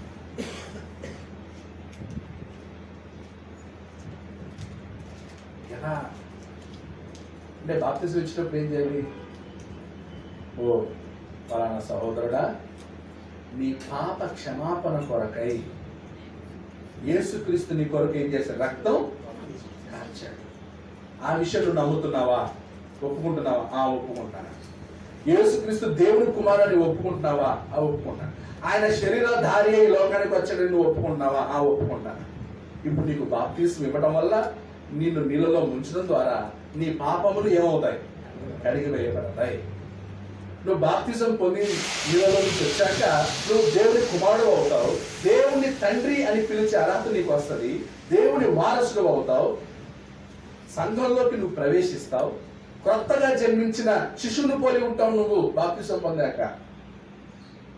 అవునండి, మీకు తెలిసాక ఒప్పుకున్న తర్వాత ఇప్పుడు నీకు తండ్రి కుమార పరిశుద్ధాత్మ నామంలో నీకేమి ఇస్తున్నాడు? ఎందుకంటే నువ్వు బాప్తిజం పొందావనే దానికి సాక్ష్యం ఎవరుండాలి? ముగ్గురు. ఎవరు? తండ్రి, కుమారుడు, పరిశుద్ధ. ఆ ముగ్గురు సాక్షులు అన్నమాట. అందుకే వారి నామంలో బాప్తిజం. సరేనండి, ఓకే. అప్పుడు అతనికి పలానా సహోదరుడైన నీవు నీ పాప క్షమాపణ నిమిత్తం నీకు యేసుక్రీస్తు రక్తంలో నీ పాపంలో కడుగుటకు, శుద్ధి చేయబడటకు నీకు తండ్రి యొక్క, కుమారుని యొక్క, పరిశుద్ధాత్మ యొక్క నామంలో నీకు బాప్తిజం ఇచ్చుచున్నానని చెప్పి ఏం చేయాలి? పిల్లల నుంచి బాప్తిజం సిస్టమ్ తెలియదు, ఎందుకు ఇవ్వాలో తెలియదు, ఎప్పుడు ఇవ్వాలో తెలియదు, ఎవరికి ఇవ్వాలో తెలియదు. Wrong way of gospel. అది కూడా మనకి పాత నిబంధనలో నుండి కూడా మనకి నీతి సూత్రాలు ఉన్నాయి. ఎలా ఒక వ్యక్తికి ఎలా చెప్పాలి, ఒక వ్యక్తిని ఎలా కన్విన్స్ చేయాలో ఓల్డ్ టెస్ట్మెంట్ లో మనకు ప్యాటర్న్ దొరుకుతా ఉంది. నెహెమ్యా అర్థహశస్త్రుని కన్విన్స్ చేయడానికి నెహెమ్యా వాడుతున్నటువంటి మెథడ్. ఒక రాజుతో, ఒక అధికారితో మాట్లాడేటప్పుడు మెథడ్. మనం కూడా పోలీసు వాళ్ళకి వెళ్ళినా, డాక్టర్స్ వెళ్ళినా, అంటే మనకన్నా ఉన్నత అధికారులతో మాట్లాడేటప్పుడు ఎలా మాట్లాడాలి? చాలా పద్ధతిగా, నిదానంగా, గౌరవంగా వాళ్ళని సార్ అని సంబోధించాలి, నమస్కారం చేయాలి, అధికారుల్ని సన్మానించాలి. రైట్, మూడవ వచనం. దాని గుమ్మములు అగ్ని చేత కాల్చబడి ఉండగా నాకు దుఃఖము లేకపోవునా అని రాజుతో అంటే, అప్పుడు రాజు ఏమంటాడు? ఏమి కావలసి నీవు మనవి చేయుచున్నావు అని నన్ను అడుగుగా నేను ఆకాశమందరి దేవునికి ప్రార్థన చేసి. సో రాజు అడిగాడు, ప్రార్థన ఎక్కడ చేస్తున్నాడు నెహెమ్యా? మనసులో చేస్తున్నాడు. అడిగాడు, సరే ఏం కావాలి? అప్పుడు వెంటనే నెహెమ్యా దేవునికి ప్రార్థన చేస్తున్నాడు. బయట చేయట్లే ప్రార్థన, మనసులో చేసుకుంటున్నాడు. రాజుతో నీ సముఖమందు నేను దయ పొందినట్లా నా పితరులు సమాధులను పట్టణంలో తిరిగి కట్టినట్టుగా నన్ను యూదా దేశంలో పంపడానికి వేడుకొచ్చున్నానని నేను మనవి చేసి. సో ఇక్కడ కూడా ఇండైరెక్ట్ గా మాట్లాడుతున్నాడు. యాక్చువల్లీ వెళ్ళేది దేవుని పనికి, కానీ చెప్పేది అక్కడ నా పితరుల సమాధులుండే పట్టణం బాగు చేయడానికి వెళ్తున్నాను అంటే మేబీ అక్కడ ఆ సందర్భంలో ఫస్ట్ ఏమవ్వాలి? నెహెమ్యా అక్కడి నుంచి ఏమవ్వాలి? రిలీజ్ అవ్వాలంటే. నెహెమ్యా అక్కడి నుంచి బయటికి రావాలి, తర్వాత అందుకు ఇప్పుడు మనకు కూడా వీసా కావాలన్నప్పుడు కూడా క్వశ్చన్స్ అడుగుతారు. క్వశ్చన్స్ అయినప్పుడు మనం ఏం చేయాలి? కరెక్ట్ గా ఏ డీటెయిల్స్ ఫర్నిష్ ఇస్తామో ఆ డీటెయిల్స్ చెప్పాలి. టూరిస్ట్ వీసా అన్నాం అనుకో, అడుగుతారు ఎందుకు వెళ్తున్నావు, ఎప్పుడు వెళ్తున్నావు, ఎప్పుడు వస్తావు, ఎన్ని రోజులు ఉంటావు, ఎక్కడ ఉంటావు. దాని అంతటికి కరెక్ట్గా ఏం చేయాలన్నమాట? నువ్వు డాక్యుమెంట్లో ఏవైతే మెన్షన్ చేస్తావో అదే చెప్పాలి.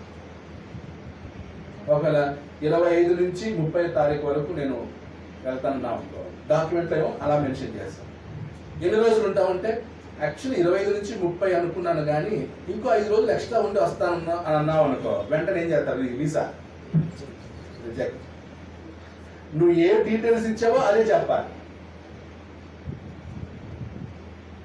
ఒకసారి కాన్ఫరెన్స్కి వెళ్ళాల్సి వచ్చినప్పుడు వీసాకి వెళ్ళాను, న్యూజిలాండ్ వీసాకి వెళ్ళినప్పుడు యువర్ గోయింగ్. ఇప్పుడు అక్కడ కాన్ఫరెన్స్ అన్నా అనుకో, ఆ కాన్ఫరెన్స్ పంపించే వాళ్ళ ఇన్విటేషన్ లెటర్ ఏది, ఆ కాన్ఫరెన్స్ ఆర్గనైజ్ చేసే వాళ్ళ యొక్క కంపెనీ రిజిస్టర్డ్ డాక్యుమెంట్స్ అడుగుతారు. ఇవన్నీ ఎందుకు తలనొప్పి? ఎందుకు వెళ్తాం? టూర్ వెళ్తాను, 2 రోజులు ఉంటాం, 3 రోజులు ఉంటాం, ఎక్కడ ఉంటాం? పలానా హోటల్లో ఉంటాం. తిరిగి వస్తావా? వచ్చాను, రిటర్న్ టికెట్ ఇచ్చాను, ఓకే గో. అక్కడ నుంచి ఫస్ట్ వస్తే చాలు వీసా. తర్వాత ఏం చేయొచ్చు అనమాట, నువ్వు అక్కడికి వెళ్ళాక ప్రార్థనలు చేసుకో, ఏదైనా చేసుకో. మన ఇండియాకి వచ్చే వాళ్ళు కూడా ఫారిన్ నుంచి మిషనరీస్ ఇండియాకి వచ్చారనుకో, మేము చర్చి పని మీద వెళ్తున్నామని చెప్తే వాళ్ళకి ఏం రాదు, అమెరికన్స్కి వీసా రాదు. వాళ్ళు ఏం చెప్పొస్తారంటే we are going to meet friends, we have family friends, లేదా టూరు అని చెప్పొస్తారు. కొంతమంది ఫారినర్స్ వీసా రిజెక్ట్ అయ్యింది. కారణం ఏంటంటే అక్కడేమో టూర్ అని చెప్పారు, ఇక్కడికి వచ్చి గాస్పుల్ మీటింగ్లో వాక్యం చెప్తా ఉంటే ఎవరో పట్టుకొని వెళ్ళిపోయి ఇతను ఏం చేస్తున్నాడు, ప్రచారం చేస్తున్నాడు, మత ప్రచారం చేస్తున్నాడు. వచ్చిందేమో టూరిజం వీసా, ఇతను మత ప్రచారం చేస్తున్నాడని చెప్పి అక్కడి నుంచి రిపోర్ట్ చేసేసారు. సో మనం కొంచెం ఇక్కడ నెహెమ్యా లాగా కొన్ని జ్ఞానంగా ఏం చేయాలి, కొన్ని జ్ఞానంగా చేయాలి. దేవుని పనులు కూడా జ్ఞానంగా చేయాలి. దాని అర్థం అబద్ధం కాదు. అక్కడ అబద్ధం వేరు, వివేకంతో చేయటం లేదు. అందుకే యేసు ఏమన్నాడు, మీరు పాముల వల్లే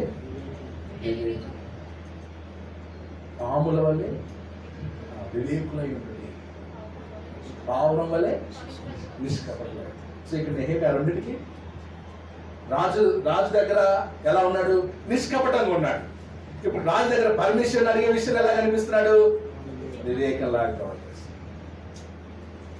శత్రువుల దేశంలో ఉన్నాడు, అన్యుల దేశంలో ఉన్నటువంటి నెహెమ్యా తెలివిగా, వివేకంతో, నిష్కపటంగా. మనం కూడా అలాగే మాట్లాడాలి. అని తప్ప నోరుంది కదా ఏం చేయకూడదు, వెంటనే లభో దిగోం అన్నట్టు డబా డబాని ఏం చేయకూడదు. మాట్లాడి ఆతో తిరుగుకొని అవునా ఎలా మాట్లాడాల్సి వచ్చిందని ఏం చేయకూడదు అనమాట. మళ్ళీ ఆఫీసర్స్ దగ్గర ఏదైనా పని జరగాలంటే, ఏదైనా కార్యం జరగాలంటే. నెక్స్ట్ 6వ వచనం. అందుకు రాజు రాణి తన యొద్ద కూర్చొని ఉండగా, నీ ప్రయాణము ఎన్ని దినములు పట్టును, నువ్వు ఎప్పుడు తిరిగి వచ్చేదని అడిగాను. నేను ఇంతకాలం అని చెప్పినప్పుడు రాజు నన్ను పంపుటకు చిత్తము గలవాడాయను.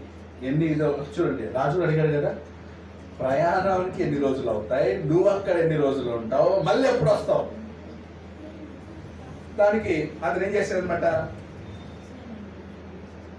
నేను ఇంతకాలం అని చెప్పినప్పుడు రాజు నన్ను పంపుటకు చిత్తము గలవాడాను. అంటే నేమే కూడా ఏం చెప్పాడు అక్కడ, ఇంతకాలం, పర్టికులర్ డేస్, టైం, ఈ టైంలో నేను వచ్చేస్తాను, మళ్ళీ తిరిగి రావాలి, పర్మనెంట్ కాదు, just come back,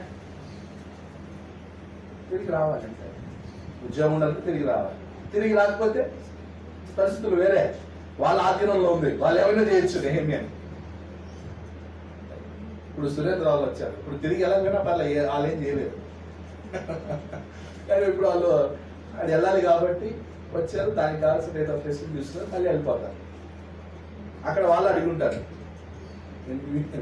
come back, ఎంత టైం పడతారు, ఎప్పుడు వస్తావు అడుగుతారు. లేట్ చేశారనుకో అక్కడ ఉద్యోగం ఉండదు, వేరే వాళ్ళకి ఇచ్చేస్తారు. నెహెమ్యా కూడా అంతే, రాజు కండిషన్స్ పెట్టాడు, దానికి ఒప్పుకున్నాడు. ఇంత టైం పడుతుంది, ఇంత కాలం పడుతుందండి, పోయేసి వస్తాను. తర్వాత రాజుతో రాజు నాకు అనుకూలమైతే యూదా దేశంలో నేను చేరే వరకు నన్ను దాటించినట్లుగా నది అవతల ఉన్న అధికారులకు తాకీదులను, పట్టణ ప్రాకారమునకును, మందిరముతో సంబంధించిన కోట గుమ్మములకును, ప్రవేశింపబో ఇంటికి దూలములు మ్రానులు ఇచ్చినట్లుగా రాజుగారి అడవులను కాయు ఆసాపునకు ఒక తాకీదును ఇయుడని అడిగితిని. అలాగు నాకు తోడుగా ఉండి నాకు కృప చూపుచున్న నా దేవుని కరుణాహస్తము కొలది రాజు నా మనవి కొత్త చేతులు తగ్గుతున్నాడా. ఎన్ని డాక్యుమెంట్స్ అడిగాడు చూడండి. ప్రతి బార్డర్ పైన బబులోన్లో ఉండేది, బబులోన్ నుంచి డౌన్కి రావాలి, ఎన్ని దేశాలు దాటుకొని రావాలి. ఆ దేశాలన్నీ దాటుకొని రావాలంటే డాక్యుమెంట్స్ ఉండాలి. ఎవరు నువ్వు ఏంటి ఇలా వెళ్తున్నావు, లేదండి రాజుగారు, ఒక్కొక్క దేశానికి ఒక్కొక్క డాక్యుమెంట్ చూపించాలి. నాణను అంటే చెట్లను కోయడానికి, గుమ్మాలు కట్టడానికి చెక్క వుడ్ కావాలి. ఆ వుడ్ కావాలంటే అడవులో పోయి కొట్టాలి, దానికి పర్మిషన్ కావాలి. అంటే అన్ని ఎలా చేస్తున్నాడు నెహెమ్యా, లీగల్గా చేస్తాడు. లీగల్గా చేస్తాడు, అన్ని డాక్యుమెంట్స్ తీసుకొని లీగల్గా. మనం కూడా ఎప్పుడు లీగల్ విషయంలో ఎలా ఉండాలి, అన్ని కరెక్ట్గా ఉండాలి. మోటివేట్ ఓటు వేయటం లీగల్, పాన్ కార్డు ఉండడం లీగల్, ఆధార్ కార్డు ఉండడం లీగల్, సర్టిఫికేట్స్ లీగల్, అన్నీ లీగల్గా ఉండాలి. ట్యాక్స్ కట్టడం లీగల్, ట్యాక్స్ కట్టితే లీగల్. ఇప్పుడు వైట్ మనీ బ్లాక్ మనీ అంటారు. బ్లాక్ మనీ అంటే ఏంటి? ట్యాక్స్ కట్టకపోతే అది ఏమవుతుంది అన్నమాట బ్లాక్. ట్యాక్స్ కడితే వైట్. అందుకే ప్రతిదీ బ్యాంకు ద్వారా వచ్చేది ఏంటన్నమాట వైట్ మనీ. ట్యాక్స్ కట్టాలి, దొంగతనం ఏమి చేయకూడదు. తర్వాత అంటే మనం రేపు చర్చి బిల్డింగ్ కట్టబోయే వస్తువులన్నీ ఎలా కొనాలా, ఎక్కడ కొట్టుకొచ్చి కట్టాలా? సెకండ్ హ్యాండ్వి అవి ఇవి కొనాలి కదా. సెకండ్ హ్యాండ్వి కొందామా, కొత్తవి కొనాలి. చీపుగా కొందామా, ఫస్ట్ క్లాస్ కొనాలి. మన ఇంటికి సెకండ్ హ్యాండ్ వాడతామా? ఇంటికి అన్ని కొత్తవే వాడతాం, బెస్ట్ వాడతాం. దేవుడి మందిరం కట్టేటప్పుడు కూడా, సంఘానికి భవనం కట్టేటప్పుడు కూడా ఏ మెటీరియల్ వాడాలి? First class material.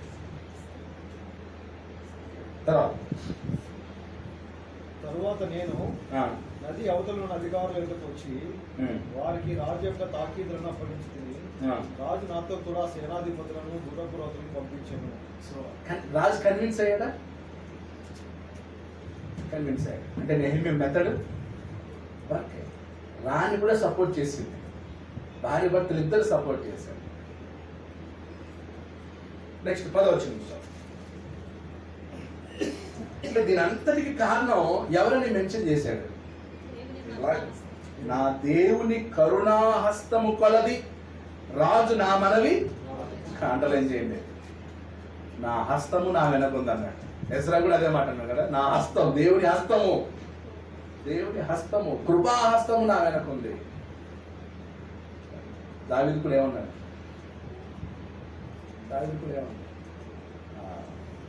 వెలుగు వంటి చేతిలో నుంచి, సింహపు చేతిలో నుంచి విడిపించిన నన్ను ఈ సున్నతి లేని వాడి దగ్గర నుంచి నన్ను విడిపించలేడా, నన్ను కాపాడలేడా? అంటే దావీదు ఏం ఫీల్ అయ్యాడు? దేవుని హస్తం నా మీద ఉంది, దేవుని హస్తం నన్ను నడిపిస్తాం. 10 నుంచి హోరోనీయుడైన సన్బల్లుటును అమ్మోనీయుడైన టోబియా అను దాసుడును ఇశ్రాయేలులకు క్షేమము కలుగు చేయు ఒకడు వచ్చినని విని బహుగా దుఃఖపడి. అండర్లైన్ చేయండి. ఎవరి పెద్ద మనుషులు? సన్బల్లటు టోబియా. సన్బల్లటు టోబియా గుర్తుపెట్టుకోండి, 2 పేర్లు. వీళ్ళు ఇశ్రాయేలీయులకు క్షేమము కలుగు చేయుటకు ఒకడు వచ్చాడని చెప్పి వాళ్ళు ఏం చేశారంట? బహుగా దుఃఖపడ్డారు. అంటే ఇప్పుడు దేవుని ప్రజలకు మేలు కలుగుతుందంటే సంతోషించాలా, దుఃఖించాలా? సంతోషించాలి. కానీ ఇప్పుడు వీళ్ళేం చేస్తారు? దుఃఖం. ఎందుకు? ఒకరు బాగుపడితే ఆనందించాలా, దుఃఖపడాలా?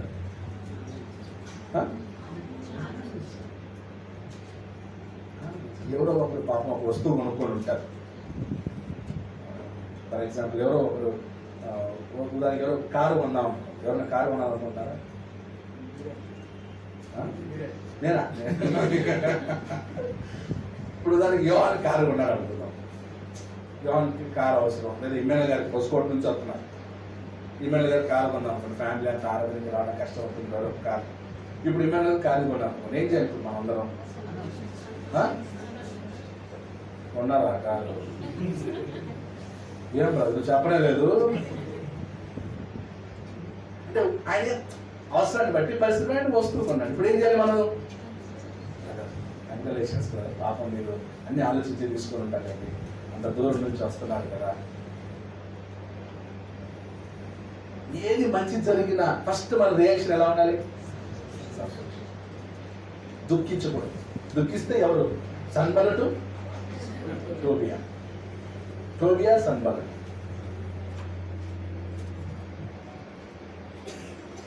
ఎవరికైనా పెళ్లి కుదిరితే, నేను లిటరల్గా ఒకరికి పెళ్లి కుదిరితే ఆ అక్కసు నేను ఒక ఆమెను చూశాను.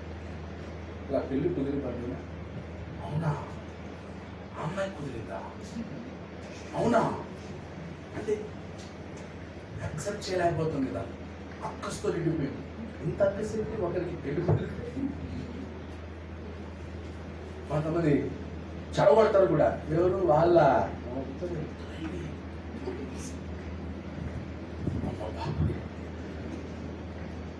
ఎప్పుడు మన మైండ్లో నుంచి ఏది కూడా నెగిటివ్, వేరే ఏదైనా నెగిటివ్ జరిగితే రియాక్ట్ అవుతాం. వద్దండి, అలా వద్దండి, ఇలా వద్దండి, అలా వద్దండి. నేను ఎప్పుడైనా మిమ్మల్ని అరిస్తే కింద మీరు ఏదో కొన్నారని నాకు ఎప్పుడు నేను అరవను.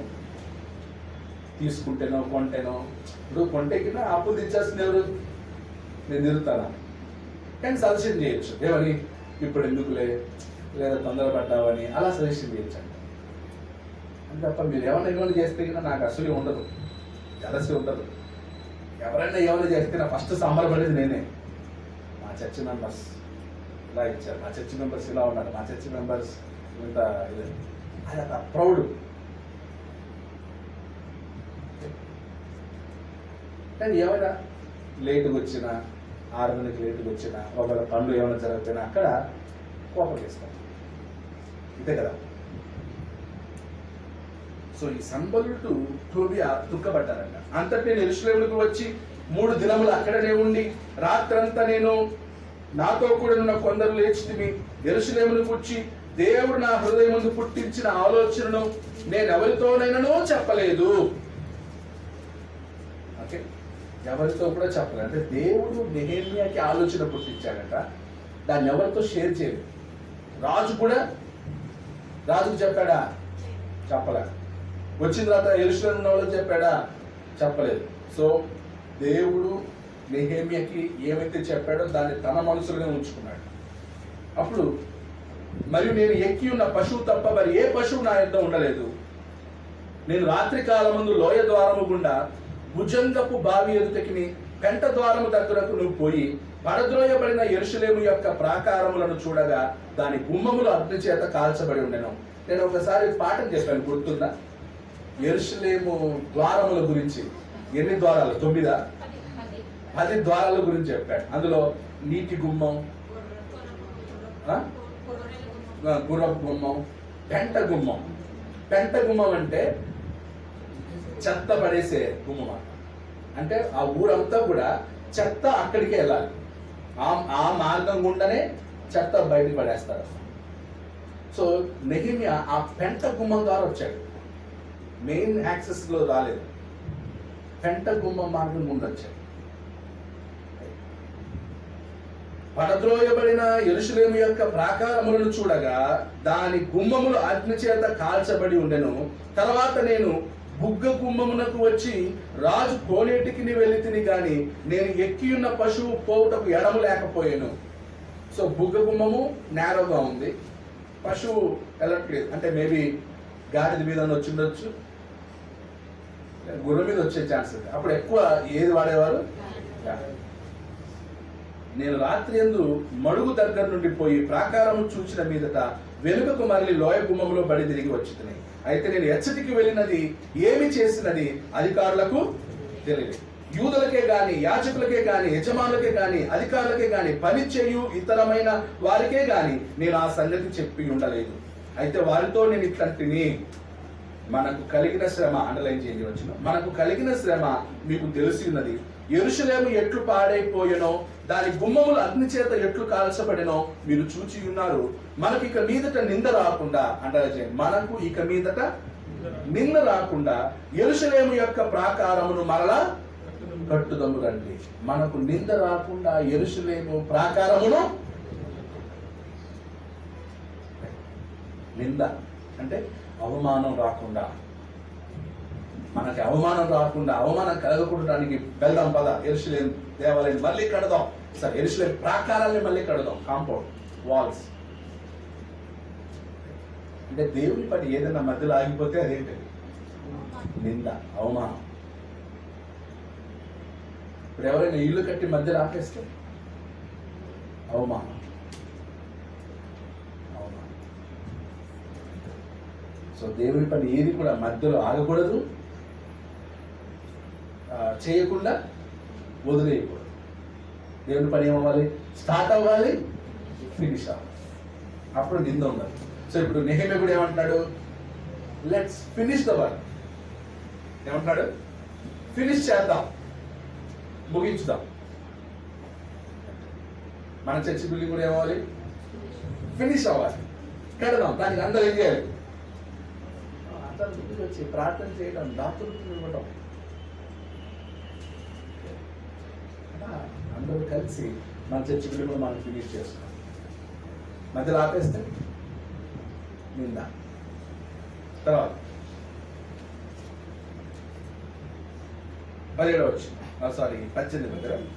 ఇదియుగాక నాకు సహాయము చేయు, అంటలేం చేయండి, మళ్ళీ ఇంకో మాట ఇంకోసారి అంట. ఇదియుగాక నాకు సహాయము చేయు దేవుని కరుణా హస్తమును గుచ్చియు. దేవుని హస్తం ఎప్పటికీ ఉంటది. మనం ఏం చేయాలి? Move forward. నెహెమ్యాకి దేవుడు ఆలోచన కలిగజేశాడు. నెహెమ్యాకి దేవుని హస్తం తోడుగా ఉంది. సో నెహెమ్యా ఏం చేస్తాడు? దాని ప్రకారం ముందుకు వెళ్తాడు అంతే. సో దేవుడు కూడా మనకి ఎప్పుడు తోడుగా ఉంటాడు, ముందుకెళ్ళాలి. మనకి ఇప్పుడున్న కాలంలో దేవుడు కళ్ళకు వచ్చి నెహెమ్యాలాగా నిన్ను వాడుకుంటా నువ్వు లే అని కళ్ళు వచ్చి చెప్పడు. మనం అందరం కలిసి సంఘంగా కలిసి ఏదైతే నిర్ణయిస్తామో దాన్ని దేవుడు ఏం చేస్తాడు? ఇప్పుడు ప్రత్యక్షమై ఎవరితో డైరెక్ట్ వచ్చేసి శామ్యూయల్, అలా ఎవరికి డైరెక్ట్ వచ్చి దేవుడు చెప్పడు. సో మనం టుగెదర్గా స్టార్ట్ చేయాలి, ముందుకెళ్ళాలి. జాబ్ ఏమవ్వాలి? ఫినిష్ అవ్వాలి.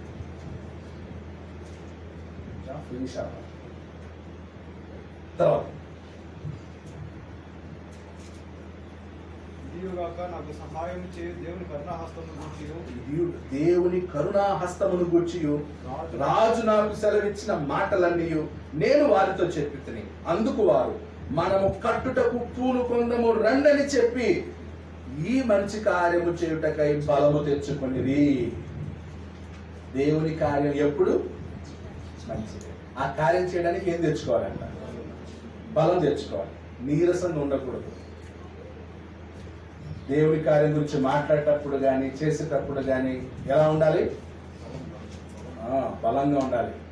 ఏదైనా డిస్కషన్ చేసేటప్పుడు కానీ మాట్లాడేటప్పుడు కానీ బ్రదర్ చేద్దాం బ్రదర్ రండి సరేనా తప్ప అవునా కుర్చీలో కూర్చొని కాలు చాపి మళ్ళీ చేద్దాం తర్వాత చేద్దాం అంత నీరసంగా ఉండకూడదు. ఏం తెచ్చుకోవాలి? బలం తెచ్చుకోవాలి. ఎస్ చేద్దాం. ఓకే.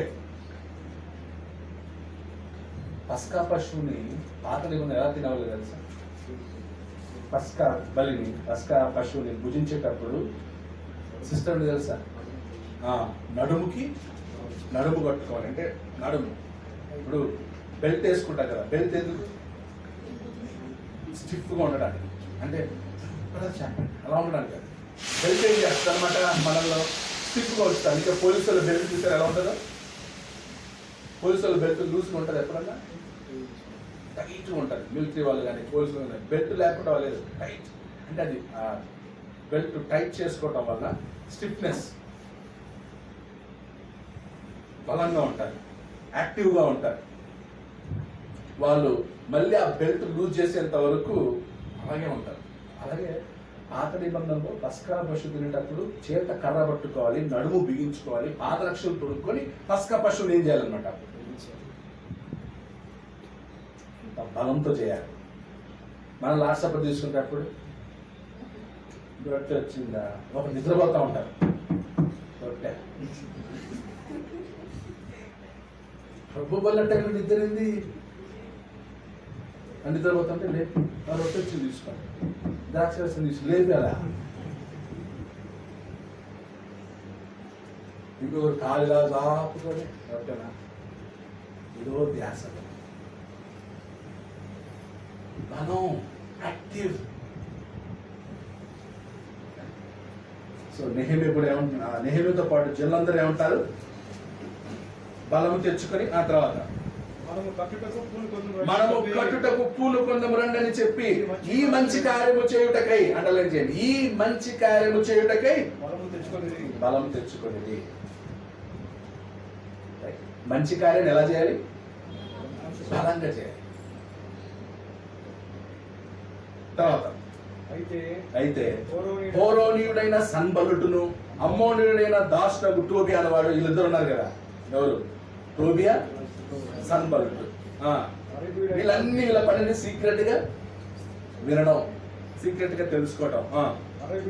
అరబీయుడైన గేషము ఆ మాట విన్నప్పుడు, ముగ్గురున్నారు, ఇంకొకడు తోడయ్యాడు.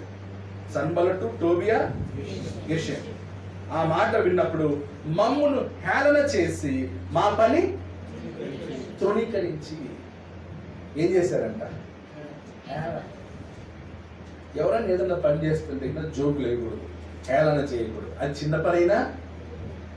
ఇంట్లో కూడా మీరు భర్తలని హేళన చేస్తుంటారు, లేదా మీరు భార్యని హేళన చేస్తుంటారు.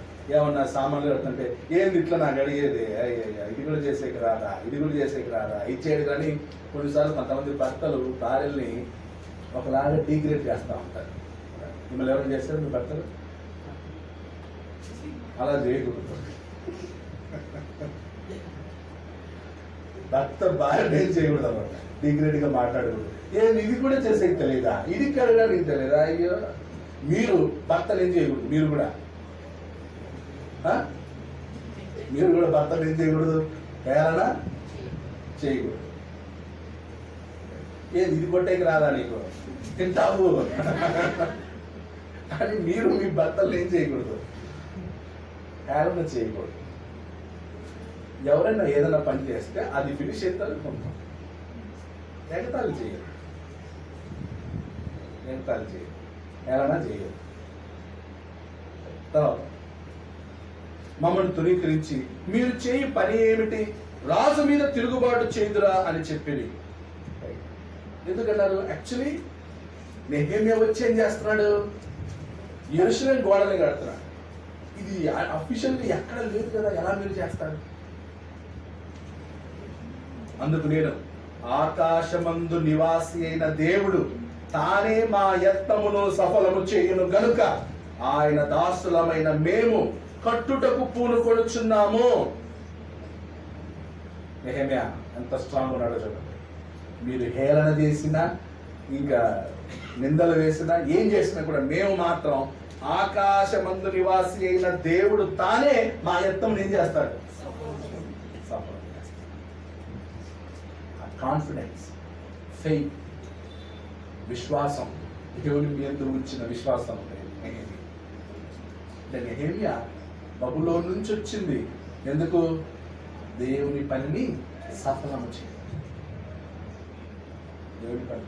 ఇప్పుడు ఆయన వచ్చి తన ఫ్యామిలీ పని చేసుకుని వెళ్ళొచ్చు కదా. నెహెమ్యా ఫోకస్ అంతా ఏది? వచ్చి తన ఇల్లు కట్టుకున్నాడా? దేవుని యొక్క పని. తర్వాత యెరూషలేమందు మీకు భాగమైనను స్వతంత్రమైనను జ్ఞాపక సూచనను లేదని. మా బాధ మీకేం తెలుసు అండి? మా బాధ మీకేం తెలుసు? మీకు ఒక జ్ఞాపకం లేదు. వీళ్ళందరూ అరబీలు, వీళ్ళు బయట వాళ్ళు కాబట్టి మీకని ఒక మెమొరీగా ఏమీ లేదు. మాకు ఇది మెమరీ. ఏది? యెరూషలేము దేవాలయం మా యొక్క జ్ఞాపకం, మా మెమరీ, మా ప్రాణం, మా జీవం, మా దేవుడి సన్నిధి ఉండేటువంటి స్థలం ఇది. మీకేముంది? మీకేం లేదు.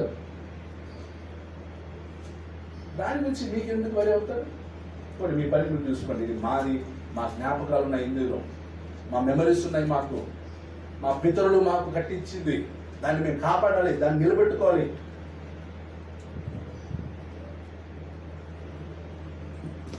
క్రీస్తు సంఘం కూడా మన పితరులు మనకు, అంటే క్రీస్తు సంఘంలో ఉన్నాం మనం, ఎక్కడో మనం విన్నాం, నేర్చుకున్నాం. పితరులు మనకేమి ఇచ్చారో దాన్ని ఏం చేయాలి? మనం దాన్ని కంటిన్యూ చేయాలి, డబల్ చేయాలి. ఇప్పుడు జాకబ్ మంత్రులు గారి కాలంలో క్రీస్తు సంఘం ఉంది. ఇప్పుడు దాన్ని మనం పాడు చేసుకోవాలా, ఇంకా బాగా డెవలప్ చేసుకోవాలి, ఇంకా బాగా డెవలప్ చేసుకోవాలి. అంతే. ఇది ఎవరి మీద కాంపిటీషన్ కాదు, ఇది పోటీ కాదు. ఇంకా బాగా డెవలప్ అవ్వడానికి, ఇంకా బాగా వాక్యం నేర్చుకోవడానికి, ఇంకా బాగా పరిశుద్ధంగా ఉండడానికి, ఇంకా బాగా భక్తిగా విశ్వాసంగా పెరగడానికి. అది తప్ప కాంపిటీషన్ కాదు. క్రీస్తు సంఘంలో కాంపిటీషన్ ఉండదు. ఇంకా భాగం చేద్దాం, ఇంకా మంచిగా చేద్దాం. జనరేషన్ నిలబడాలి, తరతరాలు ఉండాలి. ఇప్పుడు కొంతమందికి చర్చ్ బిల్డింగ్స్ లేవు, కొంతమంది ఏంటంటే చర్చ్ బిల్డింగ్స్ అవసరం లేదు అని అంటారు. కొంతమంది యూటీసీ, వైఎంసీ ఇలాంటి చోట్ల వర్షిప్ చేసుకుంటున్నారు. రేపు సడన్గా ఆదివారం వాళ్ళకి ఏదో పని వచ్చి ఆపారనుకోండి, ఎక్కడ ఏం చేస్తారు? వీళ్ళకి ఎక్కడ ఆరాధన చేసుకోవాలి? ఎన్ని తరాలు, ఎన్ని జనరేషన్స్? కొన్ని ఇప్పుడు మనం కేరళం చేస్తాం. ఇక్కడ ఉన్నటువంటి మనం అందరూ శివాయి నగర్ యూటీసీ బిల్డింగ్లోకి ఆరాధన చేసుకుంటాం అవుతుందా? అంటే మనం ఉన్న ఏరియా, అక్కడ ఉన్నటువంటి సంఘం, ఆ చుట్టుపక్కల ఉన్నటువంటి వాళ్ళని మనం ఏం చేయాలన్నమాట. ఇప్పుడు ఈ ఏరియాలో ఉన్నటువంటి సరౌండింగ్ పీపుల్కి ఏం చేయాలి? మన సంఘం ద్వారా రీచ్ అవ్వాలి, ఆ పర్టికులర్ రీజియన్లో రీచ్ అవ్వాలి, అనేక మందిని తీసుకురావాలి. అందుకు సొంత బిల్డింగ్, సొంత భవనం అవసరం. కొంతమంది ఈజీగా చెట్టు కింద ఆరాధన చేసుకోవచ్చు, రైల్వే ప్లాట్ఫామ్లో ఆరాధన చేసుకోవచ్చు. అక్కడ ఏం బ్రదర్ చర్చ్ బిల్డింగ్ లేకపోతే చెట్టు కింద ఆరాధన చేసుకోవచ్చు అన్నాడు. సరే ఒక పని చేయి, నీ ఫ్యామిలీ తీసుకొని చెట్టు కింద పెట్టాను. నీకు కూడా సొంత ఇల్లు అవసరం లేదు కదా, నువ్వు కూడా పోయేవాడు కదా, ఏదో ఒక రోజు చచ్చిపోయేవాడే కదా, నీకెందుకు మరి సైట్లు? 4-5 కొన్నావు సైట్లు, నీకేమో 4-5 సైట్లా? నీకు నీ కొడుక్కి మనవాడు కూడా కొనేసి పెట్టావు. ఇప్పుడు చర్చికి మాత్రం ఏమవుద్దంట, స్థలం కొనకూడదంట. మన చిత్తూరులో పోయిన ఆదివారం చిత్తూరులో చర్చ్ బిల్డింగ్ ఓపెనింగ్ కార్యక్రమం. అప్పుడు ఒక ఆయన అన్నాడంట, చర్చ్ బిల్డింగ్ కట్టడానికే ఫలానా ఒక అతను వ్యతిరేకం బ్రదర్. ఎవరైతే వ్యతిరేకం చేశారో అతను మాత్రం 2 అంతస్తులు కట్టుకున్నాడు ఇల్లు. మరి నువ్వు ఒక్క జీవి కదా, ఒకే రూమ్ కట్టుకోవచ్చుగా, అన్ని రూములు ఎందుకు? ఫస్ట్ ఫ్లోర్, సెకండ్ ఫ్లోర్ ఎందుకు? ఇంత పెద్ద సంఘానికి సొంత బిల్డింగ్ వద్దు, మీరుండే 4గురికి అంత పెద్ద ఇల్లు కావాలా? ప్రతి సంఘానికి సొంత బిల్డింగ్ ఉండాలి. అది సంఘానికి తరతరాలు ఉండేటట్లు ఉండాలి. అన్ని ఏరియాలో ఉండాలి సొంత బిల్డింగ్లు. మనకి భారతదేశంలో ఆ స్వేచ్ఛ ఉంది. గవర్నమెంటే అధికారం ఇచ్చింది. చర్చ్ బిల్డింగ్లు రిపేర్ చేసుకోవడానికి గవర్నమెంట్ ఫండ్ ఇస్తుంది. అంత సపోర్ట్ చేస్తున్నప్పుడు గవర్నమెంట్, మనం ఎక్కడ మూలలో ఉండాల్సిందేంది? మనకి గవర్నమెంట్ స్వేచ్ఛ ఇచ్చింది. ఈరోజు మనం మీటింగ్స్ పెట్టినా, పబ్లిక్ మీటింగ్స్ పెట్టినా సపోర్ట్ చేస్తాం.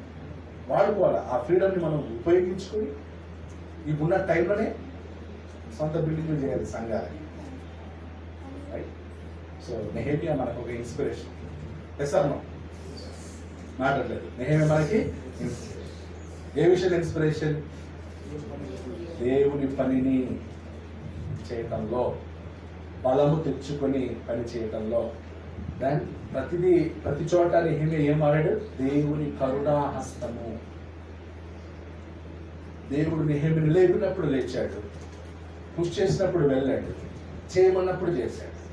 అలాగే దేవుడు మనల్ని ప్రేరేపించినప్పుడు మనం ఏం చేయాలి? ముందుకెళ్ళాలి, చేయాలి. ఆ పని జాబ్ని మనం ఏం చేయాలి? అలా దేవుడి చిత్తం అయితే మనం కూడా దేవుడు మనకిచ్చిన స్థలంలో అక్కడ బిల్డింగ్ ఏం చేద్దాం? నిర్మాణం చేద్దాం. ఎవరు మన దానికి? జెరుబ్బాబెలు, ఎజ్రా. సో వాళ్ళు మనకు ఇన్స్పిరేషన్, మాదిరి. దేవుడు వాళ్ళకి ఎలాగైతే కరుణాహస్తంతో మనకు కూడా ఉందో లేడు? Same hand. ఎవరిది? అప్పటి కరుణాహస్తం, నేటి కరుణాహస్తం ఒకటే. మనుషులు మారారంటే, ఆయన కరుణాహస్తం మాత్రం సేమ్. అలా దేవుని కరుణాహస్తం తన పనిని చేయడానికి మనల్ని కూడా దేవుడు వాడుకోవాలని మనందరం ప్రార్థించాలి. అందరికీ